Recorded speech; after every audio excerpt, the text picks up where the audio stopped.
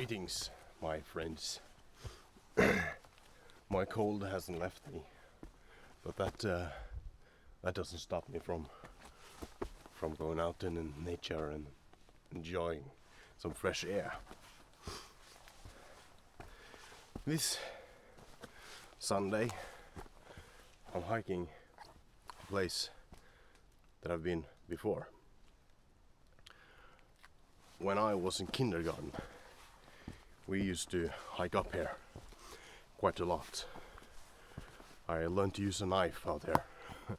We had a lot of fun in these woods.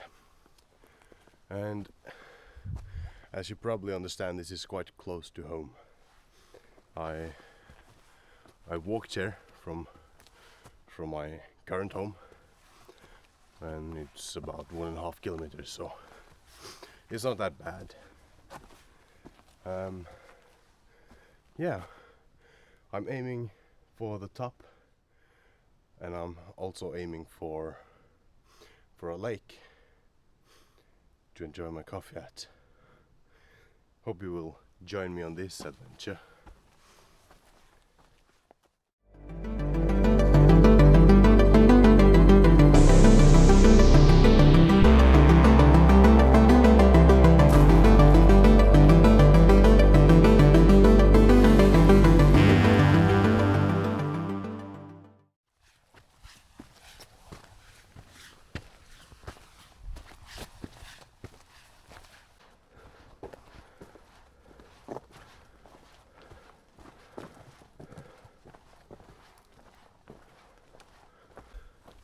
The last time I hiked this trail, it was winter and the trail was not visible at all. So yeah, I almost got lost a couple of times trying to find the route up here. But now there is no snow and the trail is very much visible, which I'm grateful for.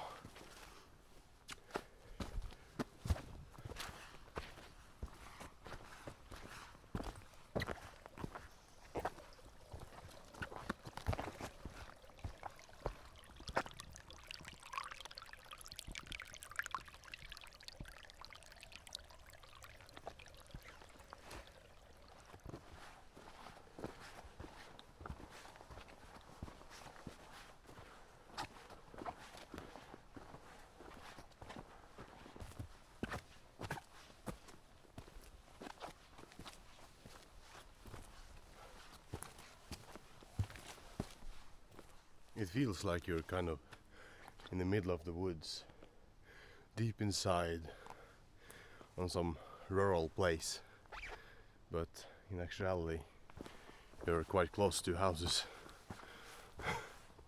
As you can see over there, there's houses. That's a neighborhood up there, and you can also see some houses down there.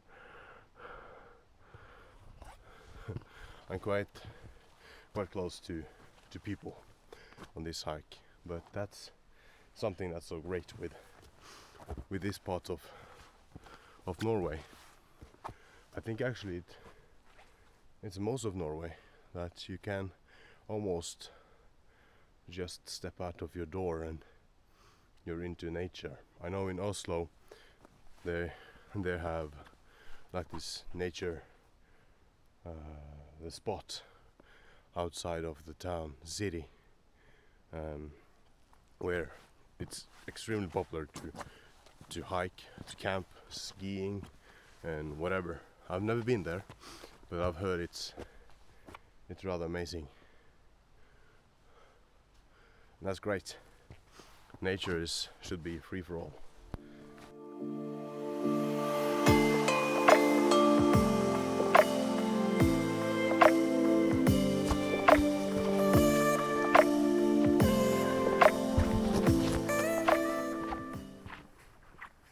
I've come to a split in the trail,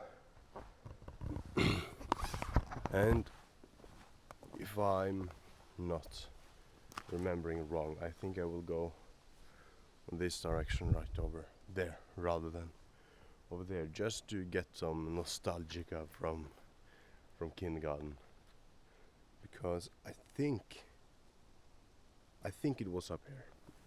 We had a little campsite when we were kids. And remember, remember, we were in kindergarten, so we were probably 4, 5, 6 years olds hiking up here. And that kindergarten was amazing. It's still operative, so there are still lots of kids there, which is amazing. But yeah, I think I remember this. I've been here later on too, of course, but I remember we're sitting in a circle and learning how to use the knife.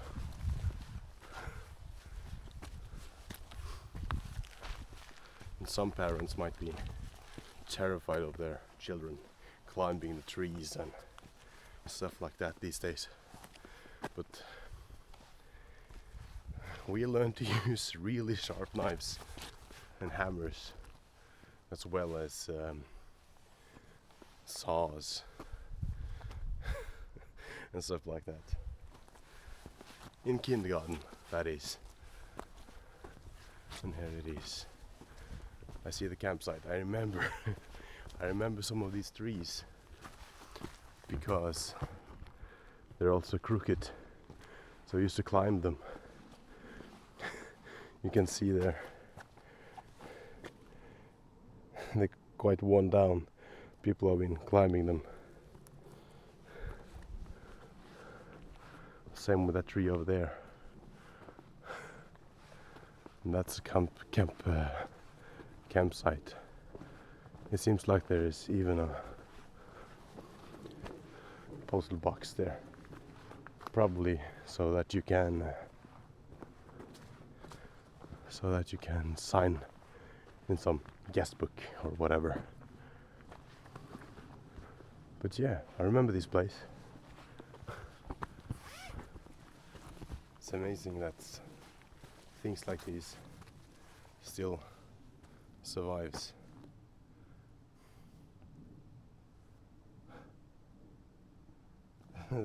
Someone made a hut here or something.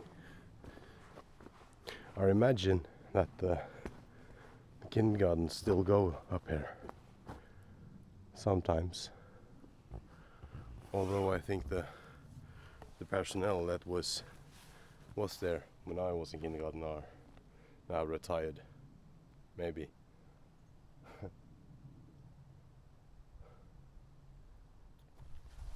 I've talked to some people, and sometimes the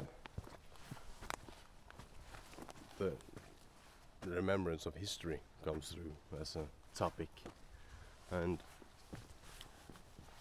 some people claim that we should not worry about history, but the past, and I couldn't disagree more, because, well, I'm sure you could find a lot of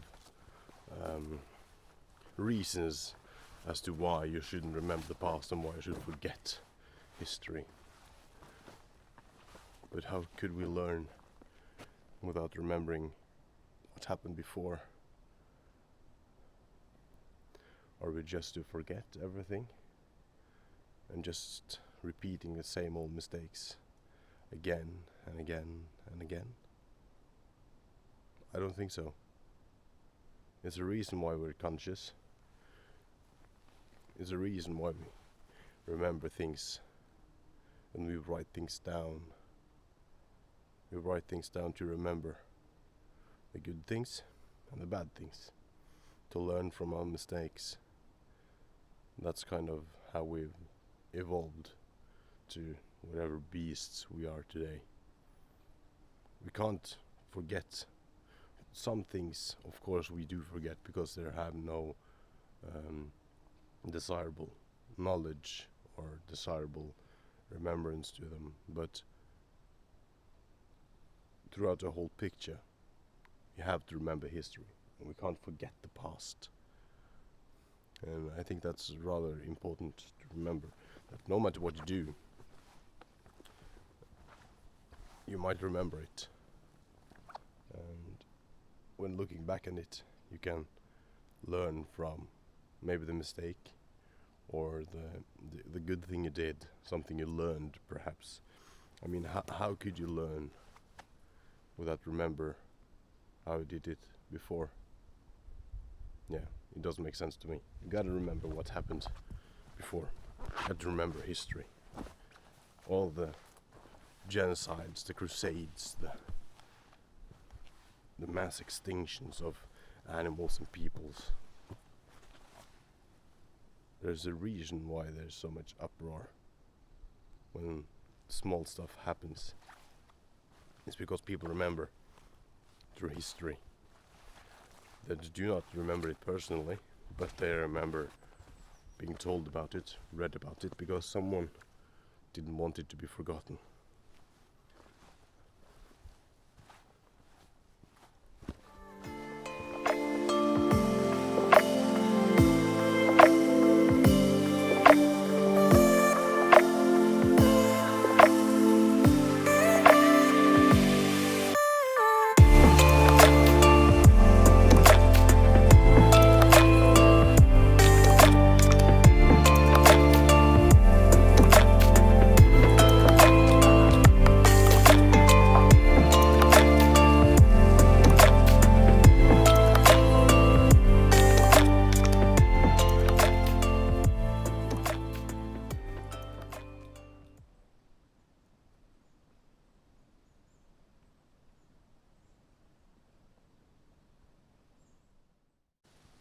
Again, the trail splits, and if I walk there, I will end up where I've been before. But I think I'll walk over here to get to that pond, that small lake first. And if I have the energy and the will to do it later, I will head over to that other place. To call it a top and a peak would be an yeah, that wouldn't be right. It is part of some industrial stuff, kind of. Yeah, I'll explain more about that later.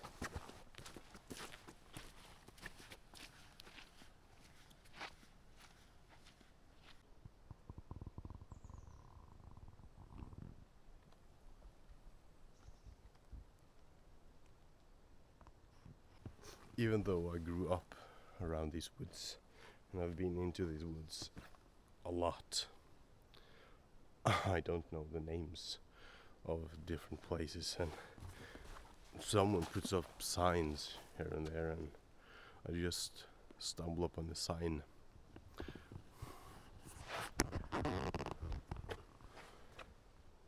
Gruvemyra.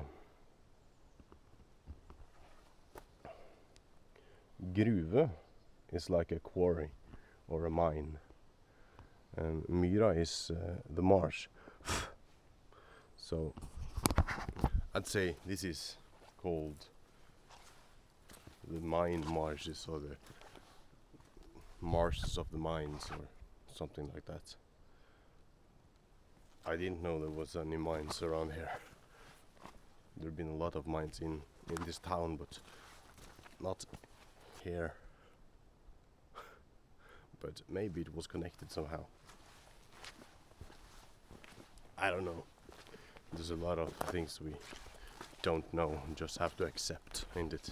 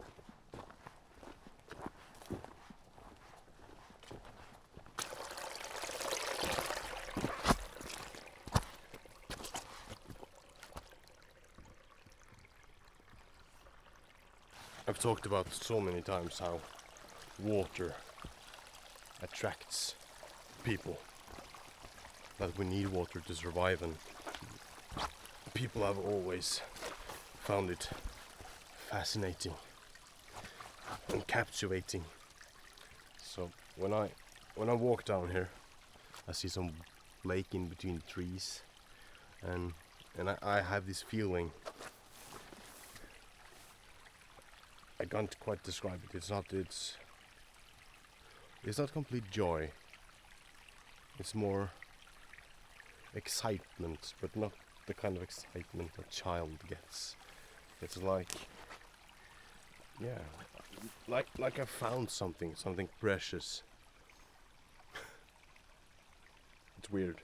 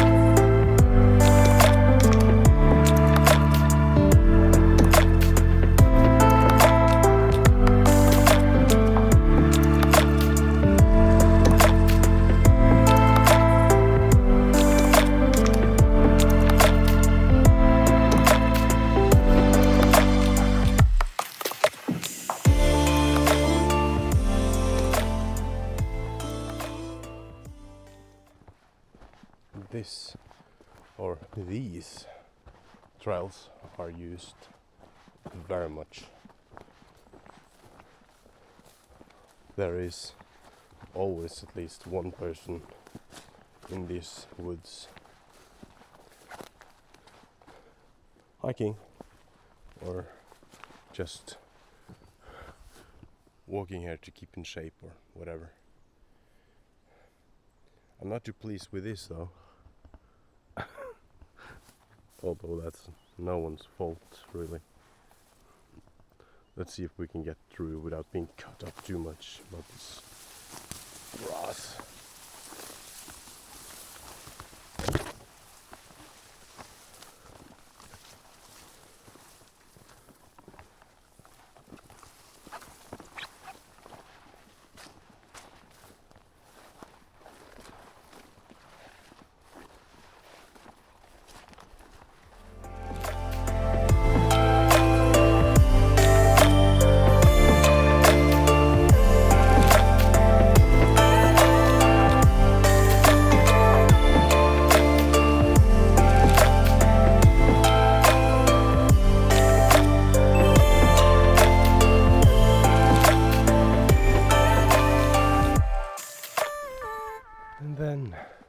We're back on another majorly used trail, but I'm going this way because I'm going to find a place to sit by the lake.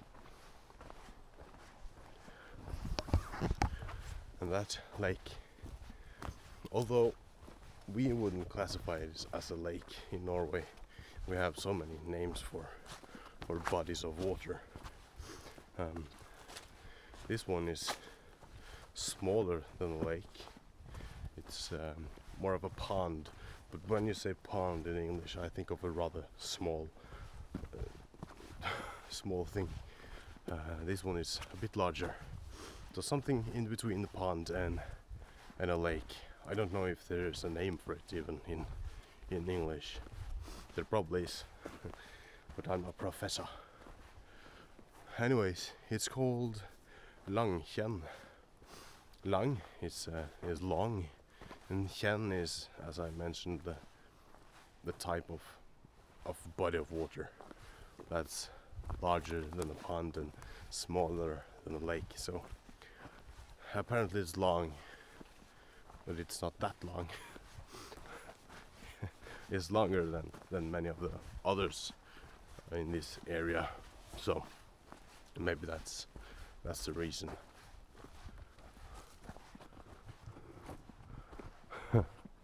All the things you find in the woods, someone have played with a chainsaw.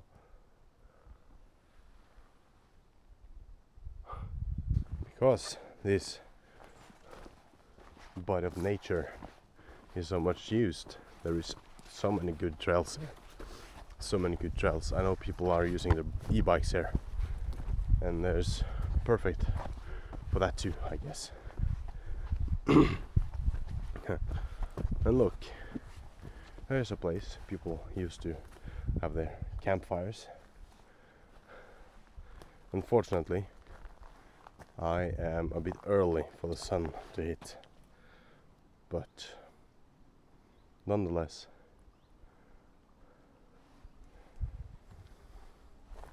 it's a rather beautiful lake, ain't it?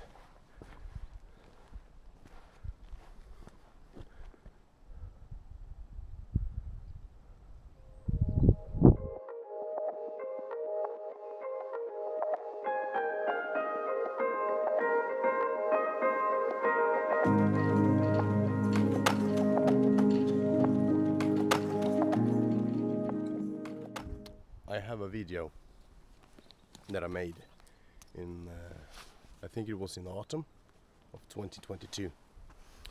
That's called "You Don't Have to Go Far." That's a bird, to enjoy nature. And in that video, I hiked just on the peak 100 meters from my house. And this is kind of in the same category. I've now hiked, let's see, 3 kilometers almost from my house. And here I am.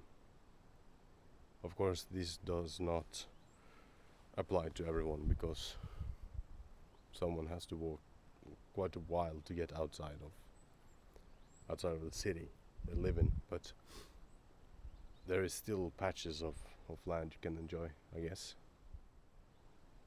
Yeah, nature is all around, and you can make it your own, even though it's used by many others. You can create your own memories and the places you go, and that's what's brilliant. Being able to create your own thing without anyone interfere with you or your perception of what you enjoy. And I know that most of the viewers I have like at least watching nature or being in it like I do. And we all know that it's something special to us, and it doesn't take much to make it your own. This place probably means a lot to many. They have memories from this exact spot. But my view of this spot might be so different from another person's view. Because now, the first time I'm here in an adult life, I see it with new eyes, so to speak. So this is what I will look at it from now on until I create new memories.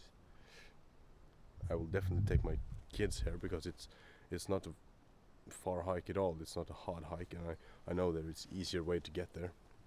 Just go in the car and you can drive a bit further, and there is much easier trails. So I'm definitely going to take my kids here and have a little campfire and something in not too long, I hope. Enjoy the nature where you are. I think that's important.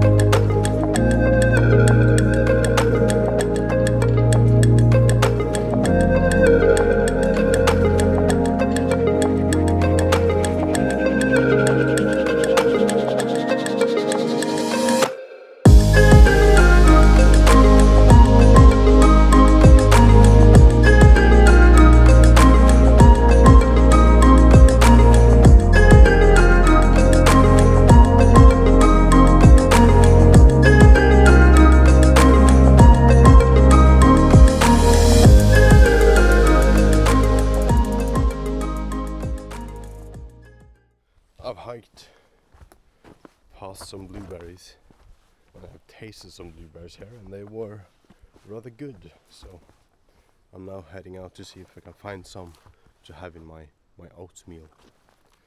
But I'm afraid there have been people here before me. I see it's barely anyone left. And there's been a lot of rain, so I'm not expecting it to be much blueberries left. But I see some, so let's see if we can get some blueberries in the oatmeal. I managed to get some. I'm not going to hike through all the forests to find blueberries, but I'm pleased with this one. So let's see if we can make some oatmeal with blueberries in them. But before I take my blueberries, I'm looking at this pine tree and I see these fresh, nice branches, and I'm going to take off some and add them to my coffee to give them that little extra forest taste. What I did was I cut off these. You see, I took off some of the bark there and some of the needles because that will add some flavor. Then I will add the water, and then I will add some coffee. But the blueberries, they go in the oatmeal mix right away. And then we need water. Let's see if we can do this with one hand. You're adding warm water to a thermos, getting vacuum, which helps it seal. There it is. I felt it. Yes. So you add some water to coffee. You can easily make tea out of fresh pine, but it's better in the spring. Like that.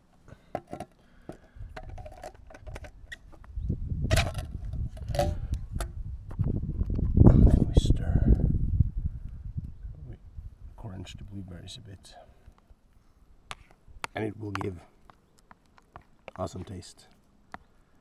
See, it's beginning to be a little bit purple.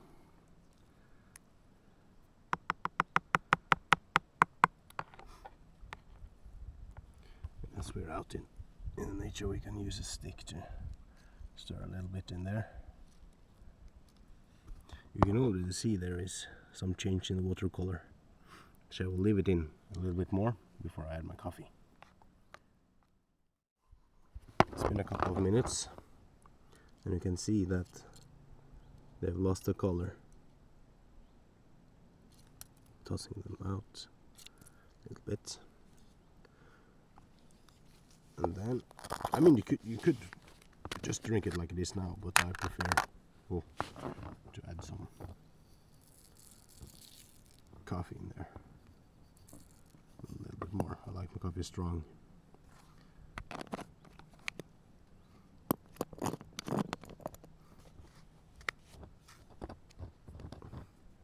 And we use whatever nature has to offer. And we stir. Yes, I know I have a spoon, but I do not like oatmeal in my coffee.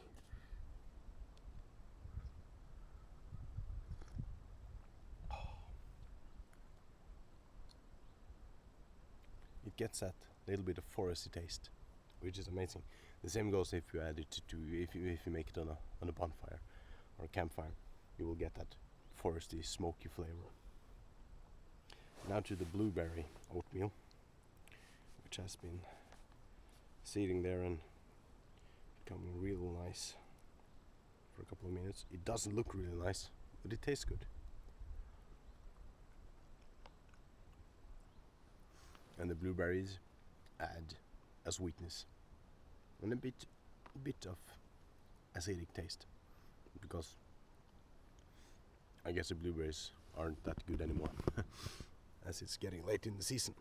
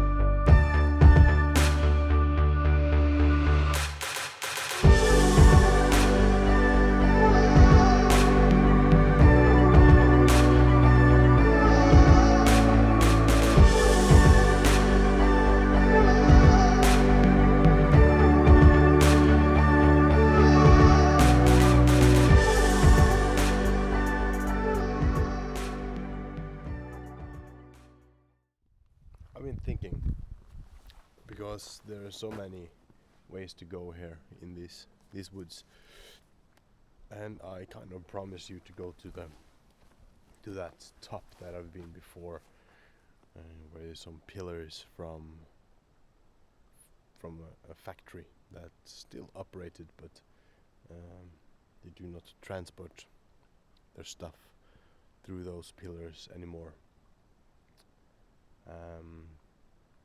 Yeah, I think I'm going there, and then I'm going to head back.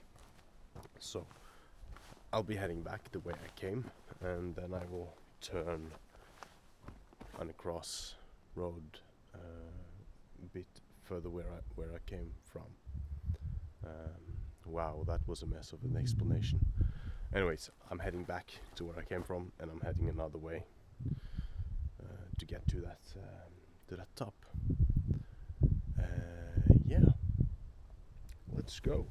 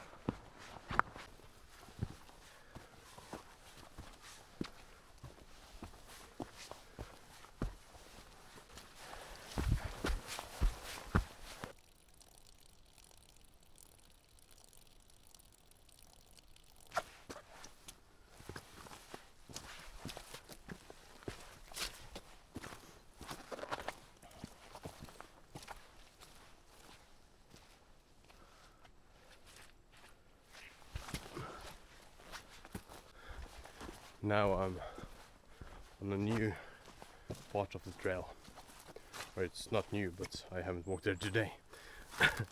And it's wet. Surprisingly enough, it's wet. So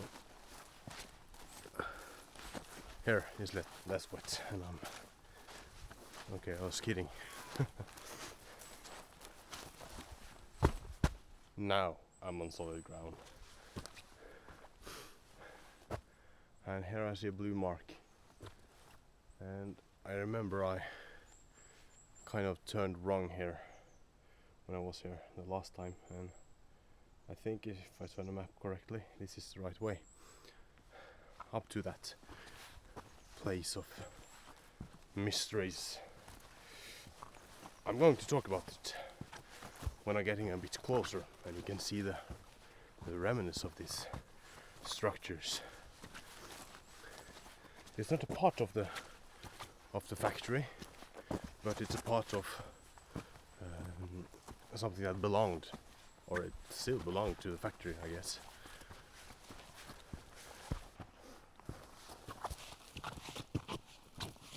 It's funny how it's easier to navigate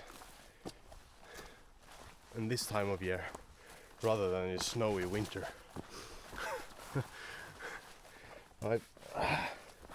I've been here once before, and I can't say I remember much of this part of the trail. I went off trail, I think. Yeah, very much. I think I walked up there. Up there. Rather than on this spot. But I found the place. But you found it indeed. I followed some trails, I remember. Some prints from a dog and probably its owner.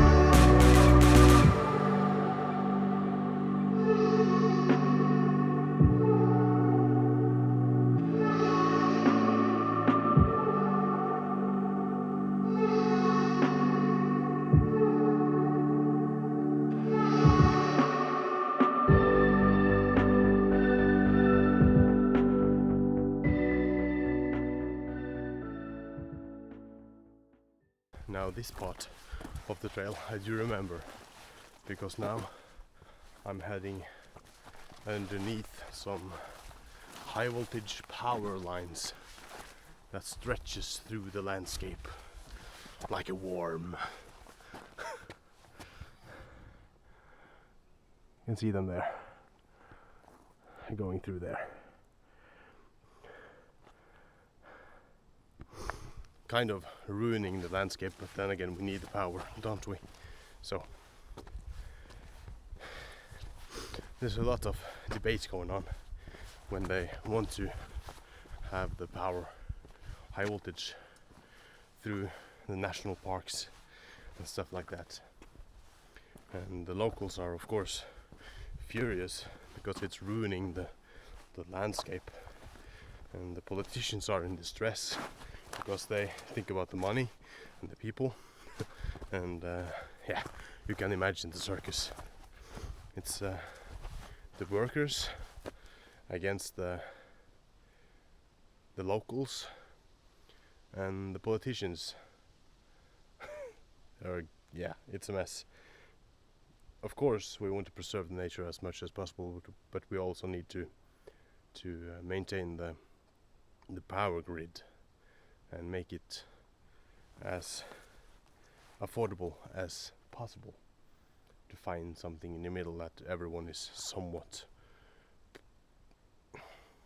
positive about, I guess. It's not easy when someone is totally against it.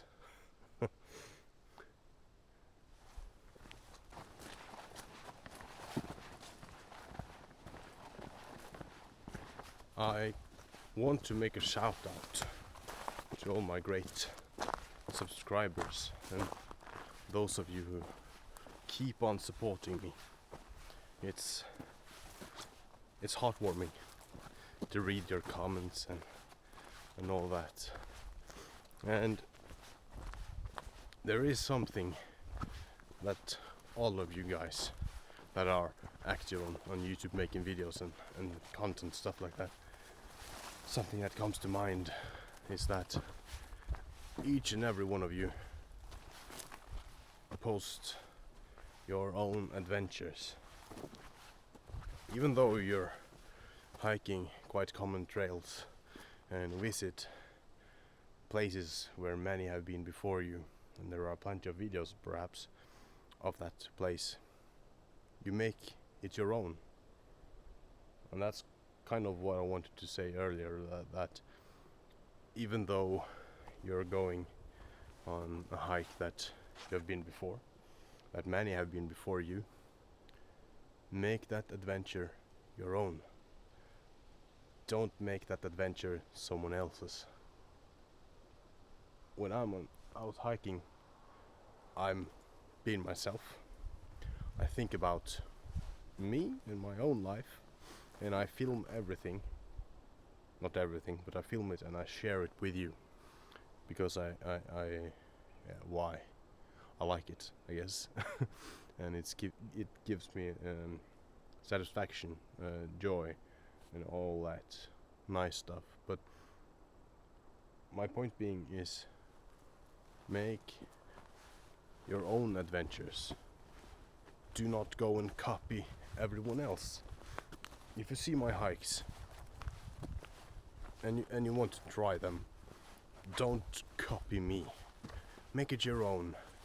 If you see something I do, or something Irvin's Lands do, something the Kayak of Seven Seas, the Adventure Closet, all of those great, I can't come up with all the names. Don't copy. Do it like your own. Like, you can do the same trail, the same thing, but make it your own. Do not be someone else's adventure, kind of. I don't know if that's the correct term, but don't go out on a hike and expect it to be the same thing as you saw on video. Make it your own. Even though if it's just a stroll in the park, make it your own adventure. Everything can be an adventure. sit down and you can watch the stream, or a fountain in the park, or the birds.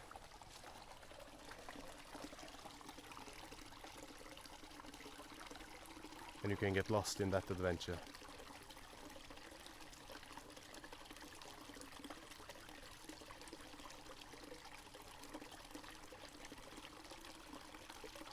I think that's important, really important. To be yourself. Be your own weird self.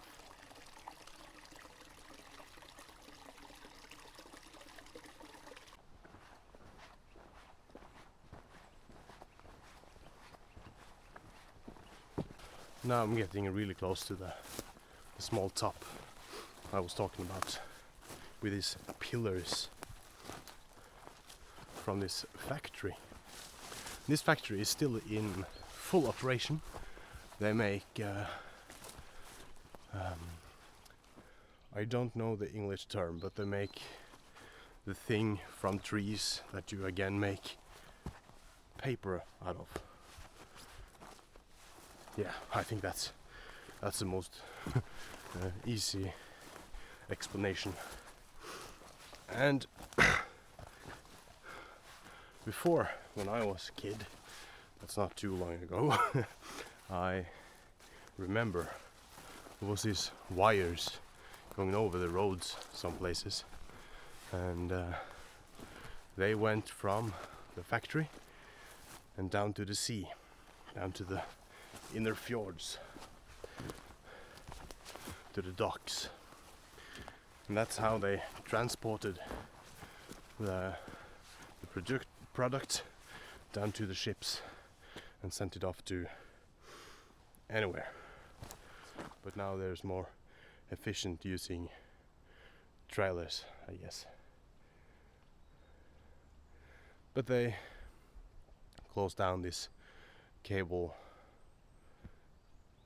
wire cable transporting thing, and the pillars and some of the wires are still laying up here.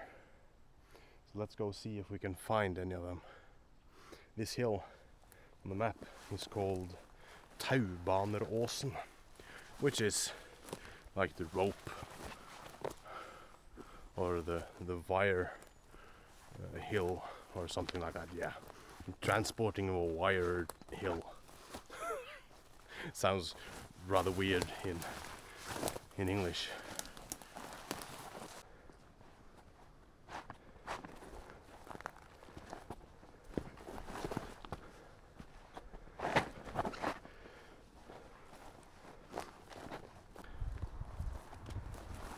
Just a couple of meters now.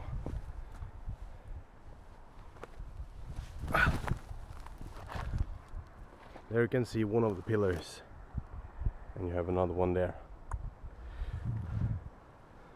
Concrete pillars that you can see there was wires on before. You can see the wheels down there.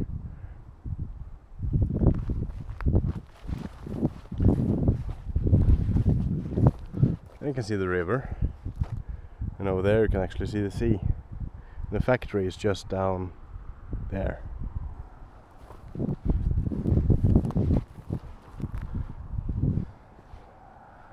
Here you can see the wires too.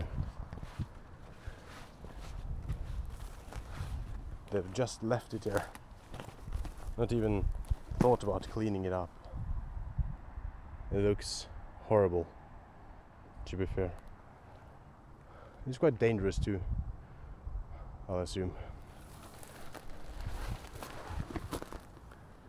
These wheels.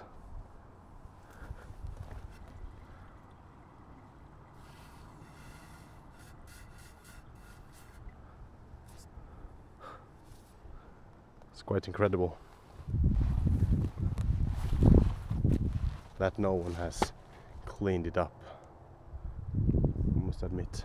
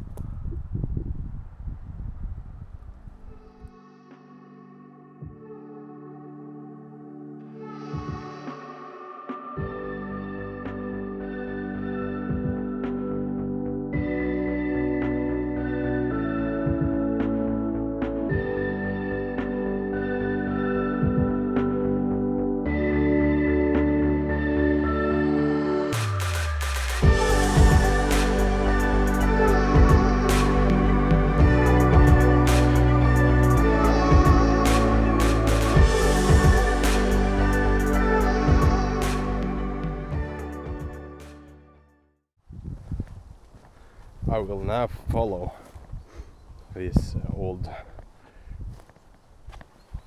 wire road, or yeah, where I will follow the wires and see where I end up. Someone tried making a bridge here. It's not meant for walk, this part of the trail, obviously.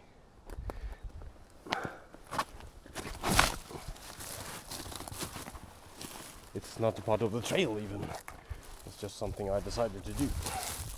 If it's smart, I guess not. I guess not.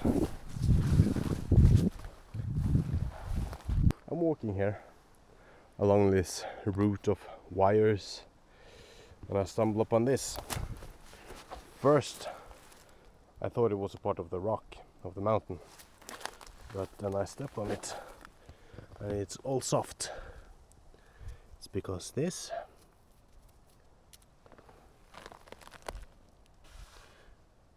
is what they produce over at the factory.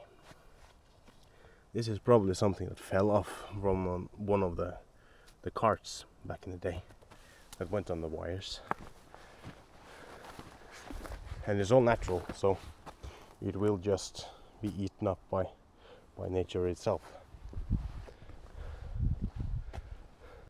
So I've followed the wires for a while, but I've discovered that it's not a very pleasant way down, so I gotta find a better one that's not a risk to life. You can see here, this is a rather good one with stairs and all. Here is obviously a road or path underneath, and the wires used to go over here, so they have this steel structure for a roof to protect people from possibly falling products from the carts, and it still stands.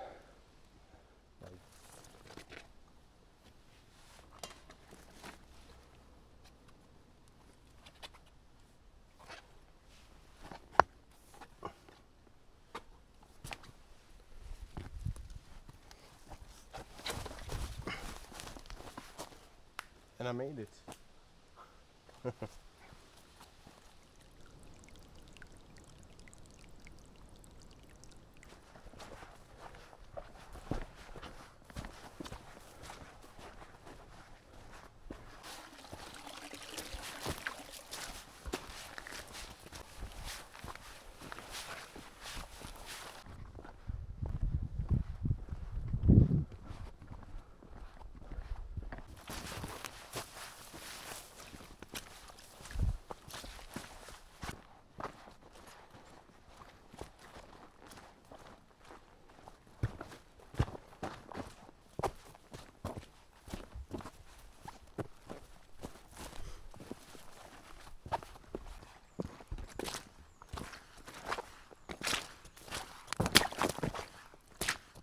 I'm back at where I came from.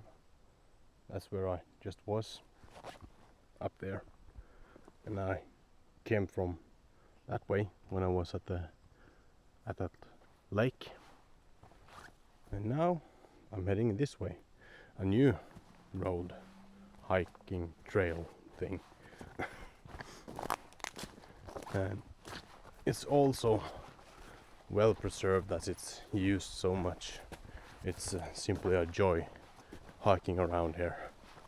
It's just when you kind of have a goal in mind that you might run off trail, but if you just follow the trail, you're good to go.